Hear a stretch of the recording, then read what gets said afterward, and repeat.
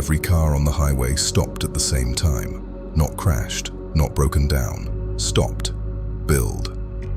It was 2:43 in the morning in Arizona. State workers watching a traffic camera saw drivers opening their doors, stepping out, and staring into the desert, one by one, like something had a hold of them. The reveal. Police pulled the footage. What they saw made officers physically sick. Far out in the dark, past the lights, past the road, stood a figure, tall, black, no face, no movement, and every single driver who looked at it froze. The glitch. Then the camera cut out. 11 seconds of nothing. When it came back, the highway was empty, cars abandoned, doors hanging open, the drivers gone. Closer. Officials are calling it a camera malfunction, but locals say people have vanished near that road before, and they say it's always at night, always in the dark, always near the desert. A family's Ring camera picked up a woman standing outside their home at 3 in the morning, barefoot, white clothes, completely still. For 4 minutes, she didn't move, she didn't blink. Escalation. Then she stepped toward the camera and whispered, "I know you're awake." The turn. The family called 911, but before police arrived, she slowly turned her head toward the upstairs window, where their little boy was sleeping. Then she smiled and walked into the dark, the part that sticks. Police searched for hours. No footprints, no witnesses. And here's the part that no one can explain. She never showed up on a single street camera in the area, only on that one Ring camera, only at that house.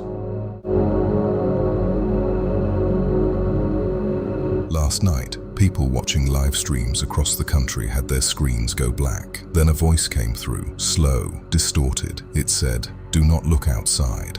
Spread. At first, people thought it was a joke, until the same message started flooding in from different states. Then came the second warning. If you hear knocking, do not answer the door. The streamer. One guy ignored it. Thousands watched live. 3 slow knocks hit his apartment door. Then silence. 3 more. He laughed, opened it. The hallway was empty. The photograph, but taped to the wall outside, was a photograph taken moments earlier.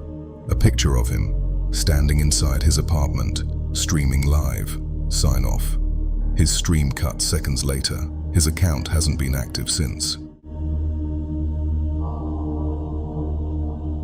There was a brief period of time that I lived alone when I freshly moved out of my parents' house. And before I met my girlfriend and she moved in, I lived in a small 1-bedroom apartment in the downstairs of someone else's house. I spent a lot of time alone during this period of my life, besides when I was at school or work, and so I spent a lot of my time watching movies. Specifically, I liked watching scary movies pretty often. Even as an at the time 21-year-old guy, I still would be a little spooked trying to sleep after watching a scary movie, especially living alone in that apartment. And every time I did, I would look around the room at a few points. I would even turn the bedside lamp on just to check around the room. The tenant upstairs wasn't home that night, as his car wasn't in the driveway, so the sounds I was hearing couldn't have been footsteps upstairs or anything like that. My nerves were really starting to set in at one point because I just kept hearing noises, and to be honest, I couldn't tell from where in the house they were coming from. I got up to head over to the door of the bedroom and opened it. Outside of my bedroom was a very narrow hallway which had a door to the bathroom, and then at the end of the hallway opened up to the living room. At the end of this hallway, though like a scene right out of the movie I had watched not even an hour earlier, there was someone standing at the far end of the hallway right by the kitchen. The moonlight from outside coming into the bedroom windows and the windows in the living room was enough to see her, this woman looking right back at me. She started to walk backwards while still facing me. I didn't care though.